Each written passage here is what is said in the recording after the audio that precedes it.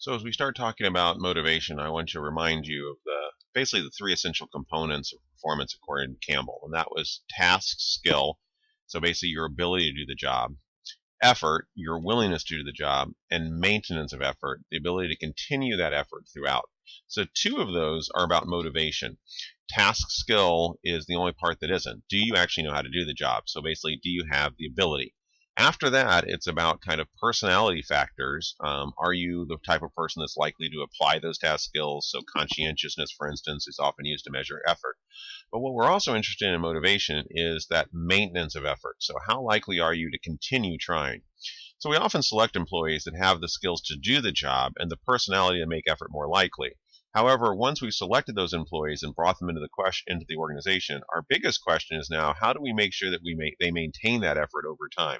How do we set up a situation that takes a person that has the skills and the personality to make them likely to be motivated and actually turn that into motivation? And that's kind of the direct tie between motivation and performance.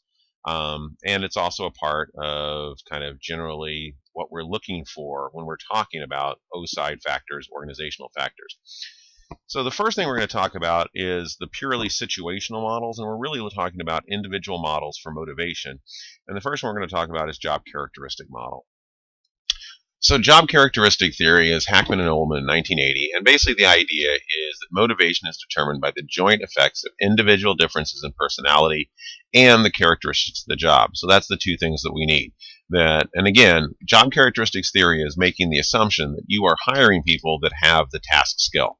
So there's an assumption that your selection technique at the very minimum is going to be at least making sure that you have people that can do the job. Then the question is, are you hiring people that want to do the job, personality, and then are you setting up the situation that will make that continuance of effort more likely? So generally the idea here is that you have core job dimensions, and these are under the control of organizations. This is where IO psychologists can come in and design jobs that are going to be more likely to result in motivation being long-term. Then we have to look at critical psychological states, and that's basically these kind of personal values, the psychology and the personality of the person, and how that interacts with these core job dimensions. And finally, we have the personal and work outcomes. So if you create the right job and bring in the right people, what positive outcomes should we have? There's basically 5 core job dimensions, and we're going to walk through the model on the next slide. Those include skill variety, task identity, task significance, autonomy, and feedback.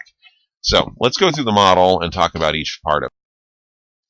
So again, we have the critical, I'm going to start in the middle, critical psychological states. The first thing to really note is the very bottom, this bright green circle or oval, growth needs strength. That's an important factor because that is an understanding that this model works well with people that want to value their work, that have a need to learn, to have a need to express their skills, to be able to do things that get them praise. That when someone has this growth needs strength, and growth needs strength is a very broad construct. It's capturing conscientiousness, it's capturing work ethic, it's capturing kind of Maslow's top level of a need for self-actualization. It's also capturing stuff such as a need for praise and also a need for control. You basically need people that are going to respond well and want to basically be getting value out of their jobs. If you have someone with very low growth need strength, someone that basically doesn't look at their job as a career, looks at it as something they just want to get out of the way, this model is going to be much less successful. So generally speaking, this is a fairly good model for designing situations and thinking about how people react to those situations for those that are motivated for a career. So the critical psychological states also include experience meaningfulness, experience responsibility, and knowledge results. So the primary things that we're trying to do by how we design our jobs is to make people feel that their work is meaningful, that they have personal responsibility for the work they do, and that they have knowledge of the results of what they do. So that's what we're trying to get at. And that if we have those, what we're going to get is that when someone understands that the work they do is valuable, that they have control, in other words, whether that job gets done well or not is in their control, that's responsibility, And finally, that they have a way to find out if they're doing well. They're getting feedback and knowledge. That in those cases, we move on to these line of purple circles or ovals. That usually results in higher internal motivation, higher quality of work performance, higher satisfaction with work, and lower absenteeism and turnover. And we generally find this. If we measure experience meaningfulness, it is related to high internal motivation and high quality of performance. Generally speaking, if we measure experience of responsibility and knowledge of results, we're going to find that those are also related in various factors, especially to high satisfaction. And overall, all of these are negatively related to absenteeism and turnover. So now we move to the start of this model, the situational aspects. And those are the core job dimensions of job characteristic model. We're going to start at the bottom and work our way up. So the first one is that we have direct control over is making sure that feedback is available. And then that feedback is developmental, lets people know when they're succeeding, lets them know when they're failing, but also lets them know what they could do to be succeeding better. It's also important that feedback includes that experience of knowledge and results. So letting people understand how their work actually is benefiting the company, what their job is, and how it's important. Autonomy is more directly connected to experience and responsibility. So as much as possible, if you can design a job where people get to make their own choices, it also makes them feel more responsible. And feeling more responsible generally results in higher internal motivation. So if someone knows I'm actually in charge of the decisions I'm making, and those decisions can have positive and negative outcomes, they're going to take those decisions much more seriously than a job with very little autonomy. If you have no control over what you're doing, it's hard to experience any responsibility for what you're doing. And finally, at the top, we have this cluster that results in experience meaningfulness for the most part, but also to lesser degrees the others in the critical psychological states. And that's skill variety, task identity, and task significance. So skill variety simply means, can you design a job to where someone isn't doing the same work over and over again? Can there be multiple things the person does?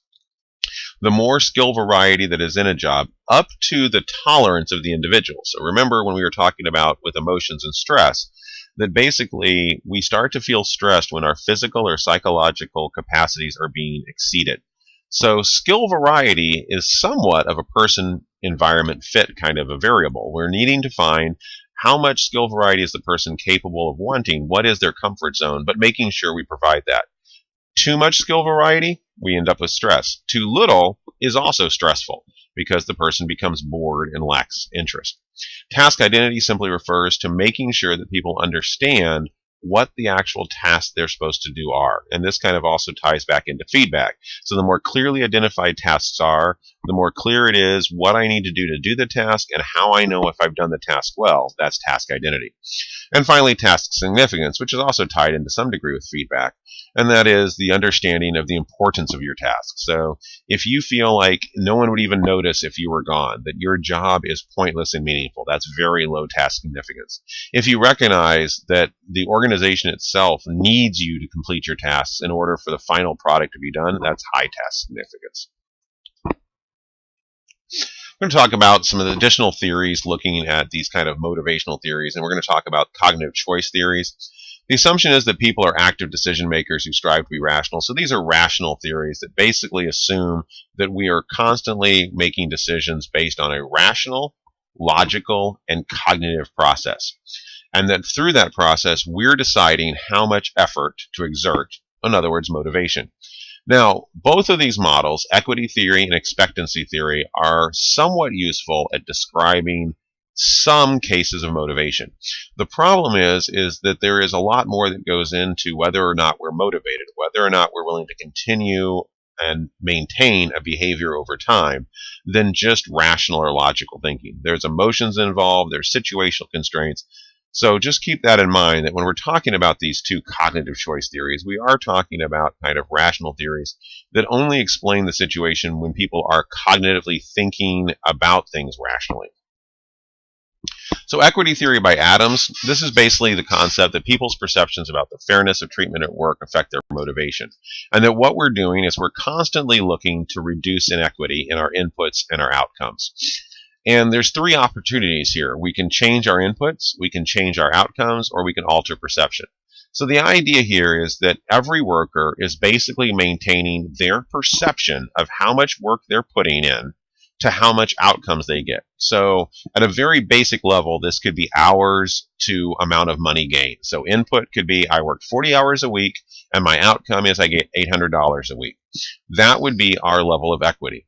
What we're now going to do is compare that to everyone else. So if everyone else in the organization is also working at our level, 40 hours a week, and making $800, we perceive equity, and generally we're going to stay moderately motivated.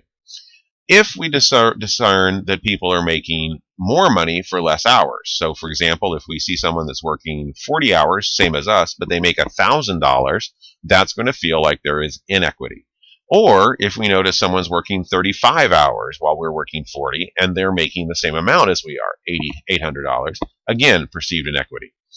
Also, we're going to feel inequity if we notice that we are actually above. So if we notice that we're working 40 hours and making $800 and someone else is working 50 hours and making $800, we're going to also feel inequity. We're going to feel as if we're getting too good of a deal. The general idea behind this is that logically we then want to reduce inequity. So if we feel that we are being cheated, other people are making more for less work, we can do a couple of things. We can change the input.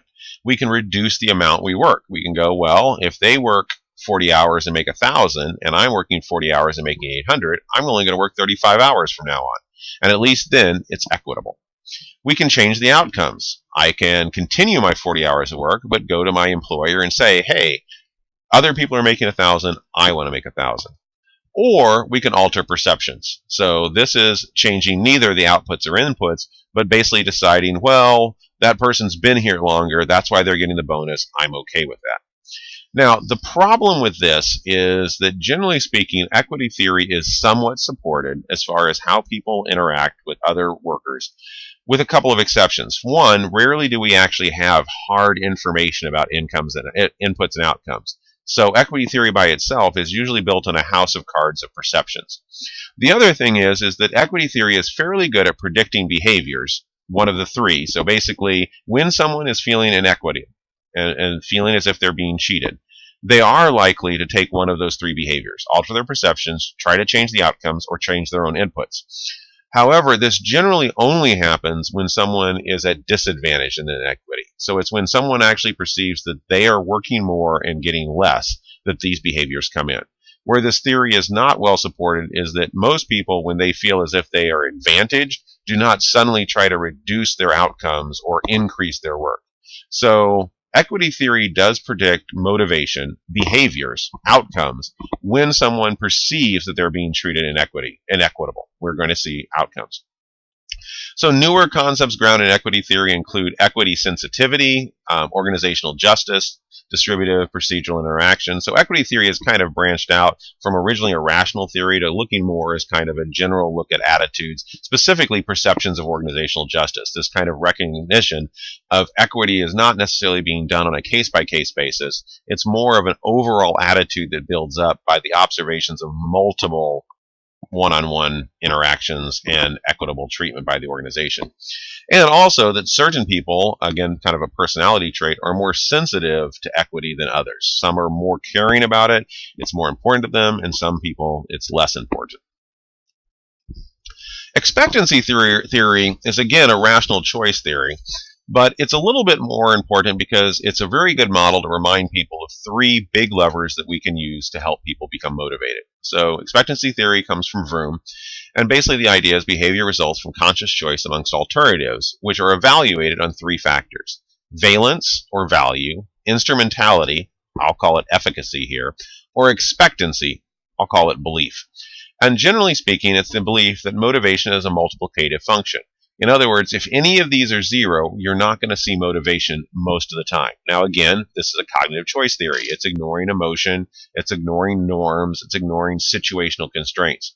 So for instance, someone could absolutely not value an outcome, but still be expected to get it done because of other reasons, and they might still behave.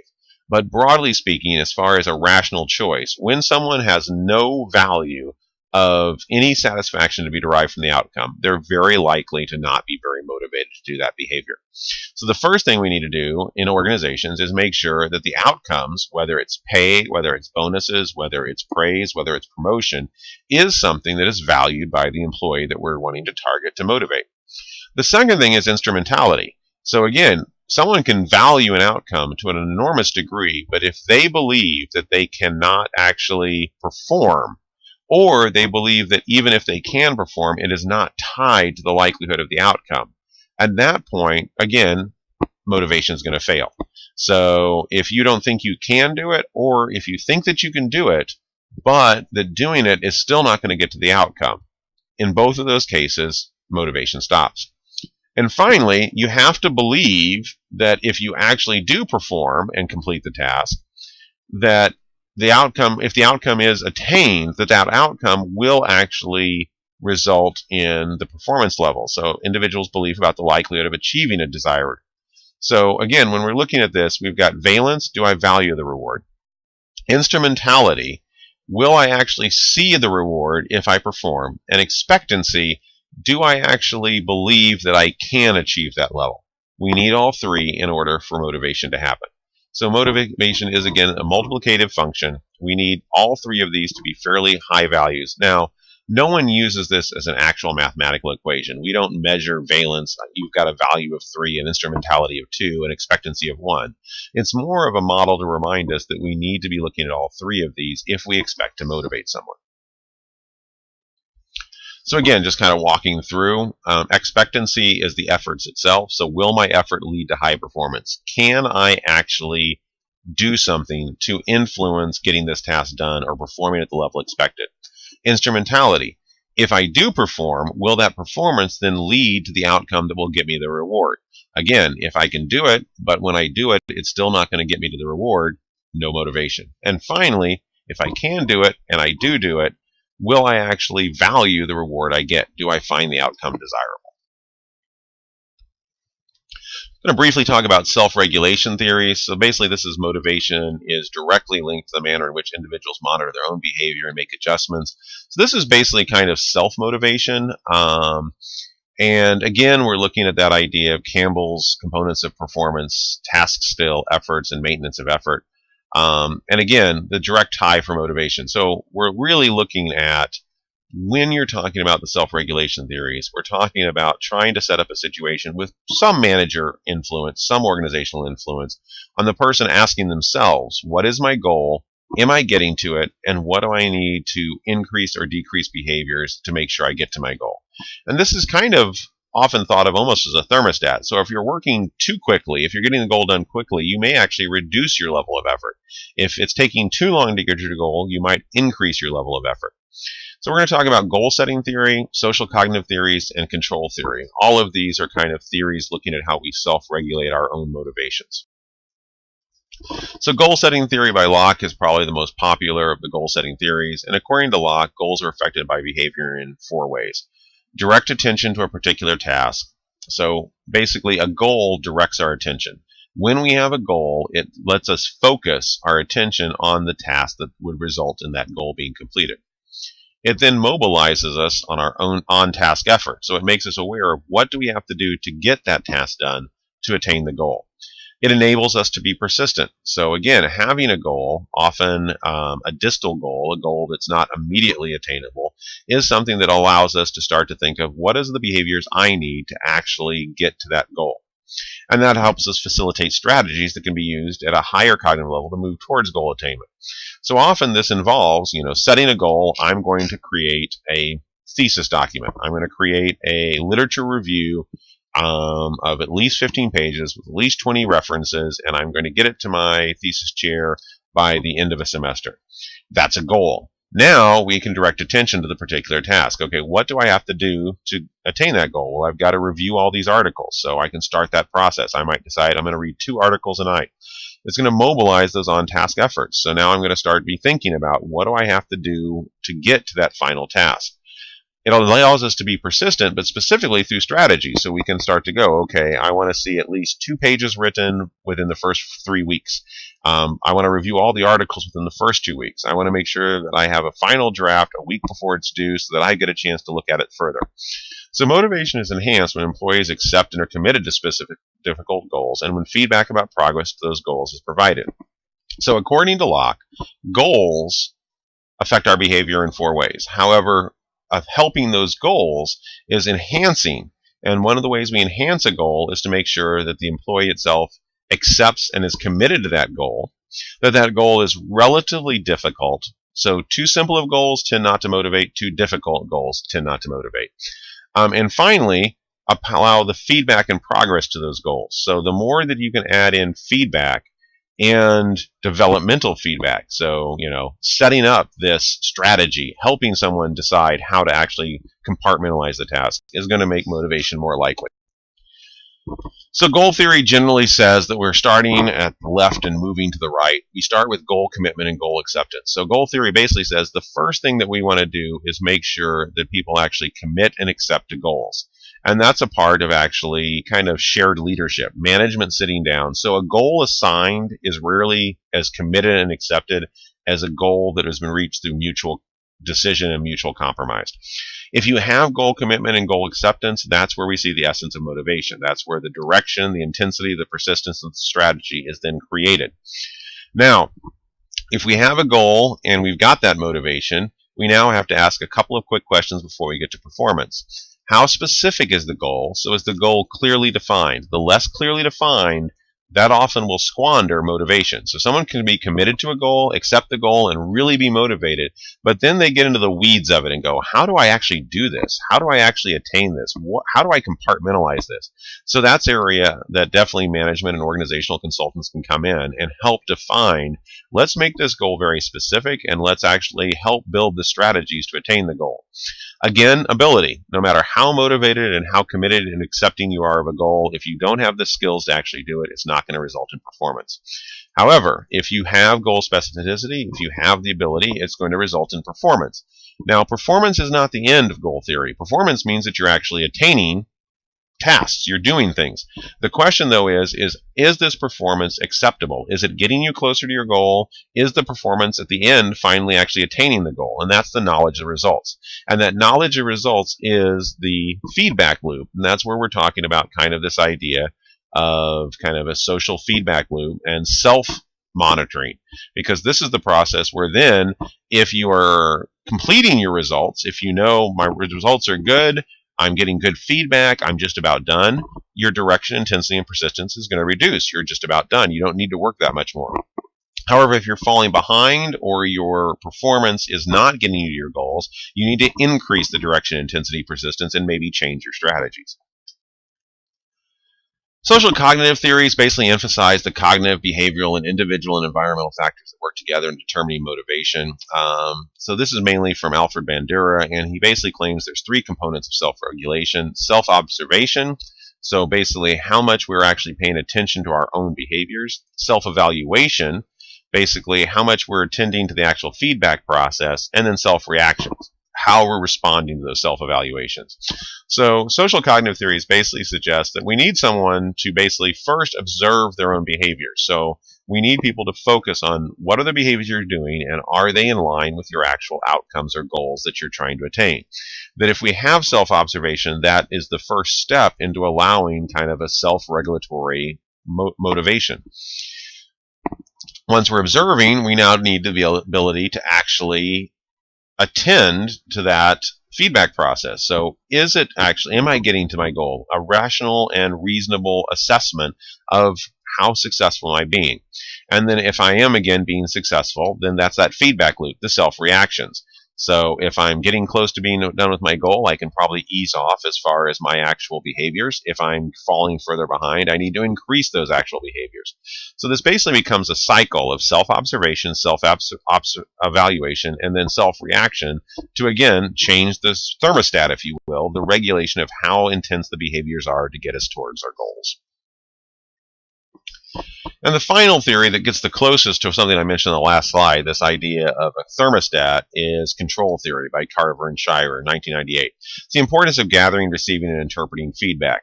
Basically, it's the negative feedback loop comparison of performance feedback with a goal standard, and it seeks to reduce discrepancy. So the idea here basically is that whenever we actually are going towards a goal, that goal is a standard of behavior. So it could be, I want to make at least 50 sales a week, or I want to make sure I have at least $1,000 of clients a week, or I want to make sure I at least summarize 4 articles every 3 days. That's the standard. So then we start to go through a process of, at the bottom, where basically we start a behavior. The behavior is to attain that standard. We then look to see, did the behaviors result in us matching the standard? That's the feedback. If the answer is yes, then we actually ease back on the behaviors. If the answer is no, the comparison process tells us to increase the behaviors. So there's this constant kind of checking. Are we getting to our goals? Are we getting to our goals? Are we getting to our goals? If we are, back down. If we aren't, increase. And this is where motivation comes from. So again, kind of thinking of how we'd use this model in the workplace, if people are doing this, there's 2 important components that we can control.